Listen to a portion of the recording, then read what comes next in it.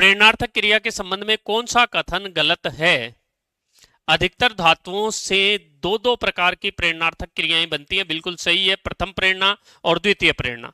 मूल धातु के जिस विकृत रूप से क्रिया के व्यापार में कर्ता पर किसी की प्रेरणा समझी जाती है उसे प्रेरणार्थक कहा जाता है, यह भी सही है। सभी प्रेरणार्थक क्रियाएं अकर्मक होती हैं, सभी प्रेरणार्थक क्रियाएं अकर्मक नहीं होती। अकर्मक और सकर्मक दोनों क्रियाओं से प्रेरणार्थक क्रियाओं की रचना की जा सकती है, लेकिन प्रेरणार्थक बनने के बाद सभी क्रियाएं सकर्मक हो जाती हैं। प्रेरणार्थक क्रिया हमेशा सकर्मक मानी जाती है, इसलिए यहां पर 3 नंबर विकल्प सही उत्तर माना जाए। किस वाक्य में क्रिया संबंधी अशुद्धि है? सर्वत्र आधुनिकीकरण की करण करना ठीक नहीं है। बच्चा दूध पीकर सो गया। आयोजकों ने अतिथियों को धन्यवाद दिया। कुत्ते जोर जोर से भौंक रहे थे। अब देखो यहाँ करण शब्द लगा दिया ना, तो करण लगाने के बाद करना लिखना आवश्यक नहीं माना जाता है, तो क्रिया संबंधी अशुद्धता यहाँ ए विकल्प में मानी जाएगी। द्विकर्मक क्रिया किस वाक्य में है? बच्चे सारी मिठाई खा गए, एक ही क्रम है। श्याम केले और अंगूर लाया, एक ही क्रम है। राम और श्याम एक ही करता है। नौकर कुत्ते को दूध पिलाता रहा है।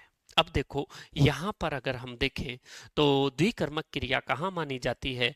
कोई भी ऐसा वाक्य जिसमें क्रिया से पहले क्या या किसे लिखकर हम प्रश्न करें और क्या और किसे दोनों का उत्तर प्राप्त होता है, तो वहां क्या माना जाएगा? द्विकर्मक क्रिया। क्या पिला रहा है? दूध पिला रहा है। किसे पिला रहा है? कुत्ते को पिला रहा है। अगला देखें, किस वाक्य में पूर्वकालिक क्रिया, जब एक क्रिया के समाप्त होने के बाद दूसरी क्रिया संपन्न होती है तो वहां पहले समाप्त क्रिया को पूर्वकालिक कहा जाता है। संकेत के लिए अपन पहचान के लिए कर सकते हैं कि किसी भी वाक्य में अगर क्रिया शब्द के बाद कर जुड़ा हुआ है तो वो क्रिया पूर्वकालिक मानी जाती है। पत्र लिखता रहता है, मेघा भोजन कर रही है, चिड़िया दाना चुग रही है, अंकिता खेल कर पढ़ने बैठेगी। पहले खेलेगी फिर पढ़ने बैठेगी, और ये देखो कर लगा हुआ है, इसलिए डी विकल्प यहाँ सही उत्तर माना जाएगा। अगला प्रश्न, घोड़ा दौड़ रहा है वाक्य में क्रिया है, तो दौड़ना क्रिया जो है वो अकर्मक क्रिया में आती है, इसलिए अकर्मक क्रिया मानी जाएगी।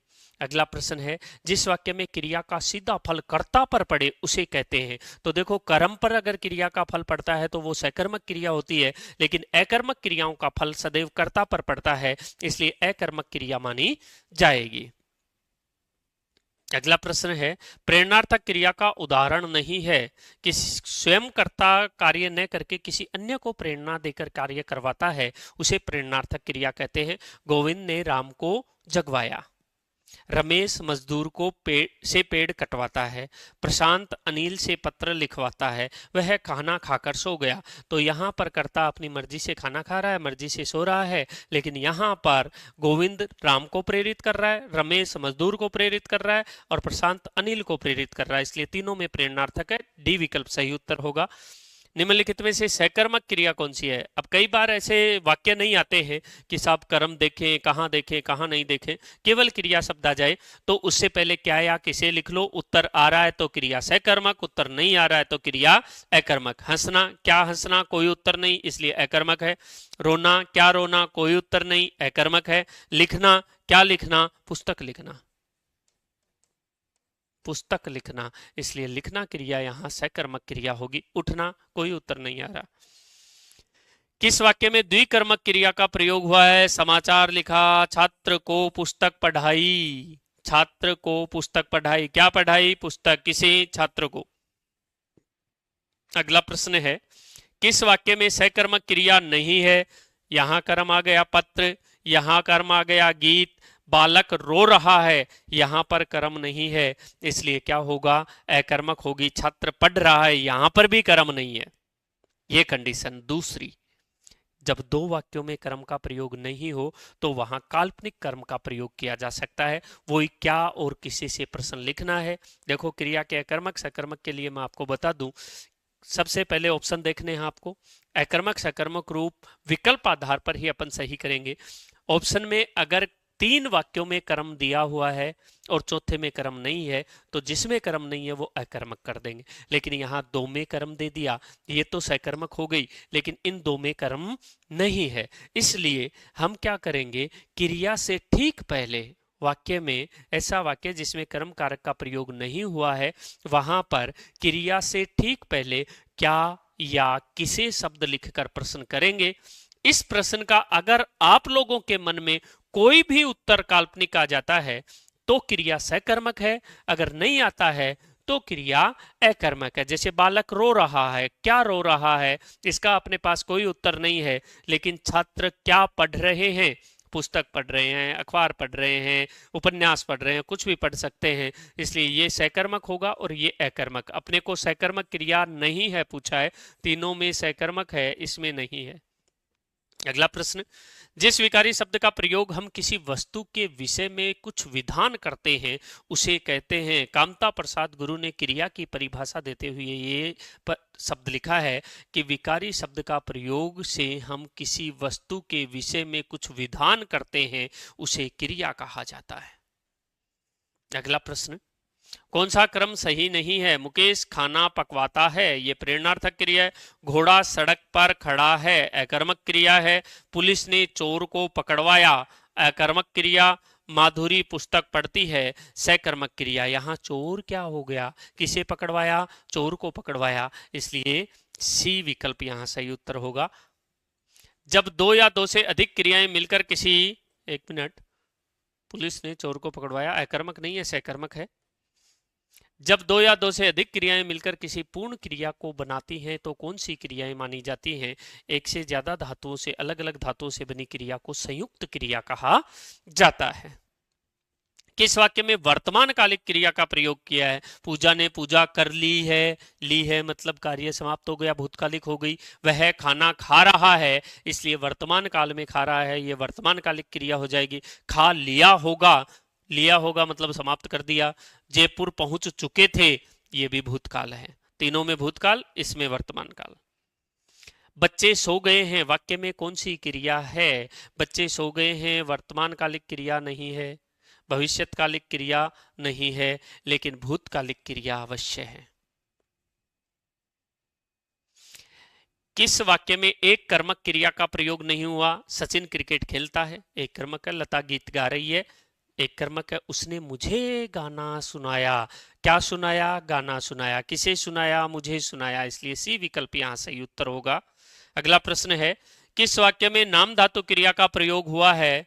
नाम धातु क्रिया संज्ञा से बनने वाली ऐसी क्रियाएं जो किसी धातु से निर्मित न होकर संज्ञा शब्दों से निर्मित होती हैं, वो नाम धातु क्रियाएं कहलाती हैं। जैसे बात से बतियाने लगी, बोलने लगा, तो ये तो क्रिया है। बोल सकता है, ये भी क्रिया है, धातु से बने हुए, इसलिए बतियाने लगी वाला जो है वो विकल्प नाम धातु क्रिया माना जाएगा। आकाश, चिड़िया आकाश में उड़ रही है, वाक्य में क्रिया है। चाहे आकाश में उड़े, चाहे पाताल में उड़े, चाहे कहीं उड़े, अधिकरण कारक है, ये कर्म कारक नहीं है, इसलिए क्रिया क्या मानी जाएगी, अकर्मक क्रिया मानी जाएगी। किस विकल्प में अकर्मक क्रिया का प्रयोग हुआ है। कुर्सी पर कौन बैठा है, बैठना क्रिया अकर्मक मानी जाती है, इसलिए क्या होगी, ये हो जाएगी। मुझे पत्र लिखा, यहाँ तो 2 कर्म दे रखे हैं। खाना खाया कर्म है, कहानी सुनाई कर्म है। जहां कर्म आ जाता है वहां क्रिया सकर्मक, कर नहीं आता है वो अकर्मक। हम कमरे में सोए हुए थे, वाक्य में क्रिया है। सामान्य भूतकाल, आसन भूतकाल, पूर्ण भूतकाल, अपूर्ण भूतकाल। अपूर्ण भूतकाल सोना और बैठना क्रिया के साथ यदि हुआ था, हुई थी, हुए थे शब्द लिखे हों तो वहां अपूर्ण भूतकाल क्रिया मानी जाती है। अगला प्रश्न देखें, मनोरमा बहुत बतियाती है, इस वाक्य में अभी बताया था आपको नाम धातु क्रिया होगी। अगला प्रश्न, मुकेश ने मेरी एक न सुनी, वाक्य में क्रिया है, सुनना क्रिया है, बिल्कुल सही बात है, सुनना क्रिया का प्रयोग हुआ है। अगला प्रश्न, निम्न में से किस विकल्प में द्विकर्मक क्रिया है। किसको पढ़ाता है, पुस्तक, क्या पढ़ाता है, पुस्तक, किसको, श्याम को। क्या लिख रहा है, पत्र, किसको, गीता को। क्या दिया, धन दिया, किसको, भिखारी को। क्या सिखा रहा है, गिनती सिखा रहा है, किसको, बच्चों को। सब में आ गया सर क्या और किसी का उत्तर। अब क्या करें, जब किसी भी वाक्य में क्या और किसे दोनों प्रश्नों के उत्तर लिखे हुए हों तो वहां फिर क्रिया की तरफ जाएंगे। क्रिया अगर देना प्रयुक्त हो रही है, क्रिया अगर देना प्रयुक्त हो रही है, अगर वाक्य में दो दो कर्म लिखे हुए हैं, क्या और किसे दोनों के उत्तर प्राप्त हो रहे हैं, और वहां अगर देना क्रिया का प्रयोग है, देने में भी ऐसा नहीं है कि देना क्रिया आ गई तो डायरेक्ट अपन क्या कर देंगे, एक कर्म कर देंगे। देने में अगर दान या प्रसन्नता का भाव है तो वहां जिसे दिया जाता है वो संप्रदान कारक माना जाता है। तो यहां भिखारी को धन दे रहा है तो लाजमी है दान में देगा, इसलिए दान दिया जा रहा है, तो यहां भिखारी को क्या माना जाएगा, संप्रदान कारक माना जाएगा, संप्रदान कारक मानेंगे। और धन को कर्म कारक मानेंगे, इसलिए कर्म कारक एक ही आया, इसलिए ये एक कर्मक रहेगी, द्विकर्मक नहीं रहेगी। अगला है, किस विकल्प में अपूर्ण सकर्मक क्रिया का प्रयोग हुआ है? मानना, समझना, चुनना।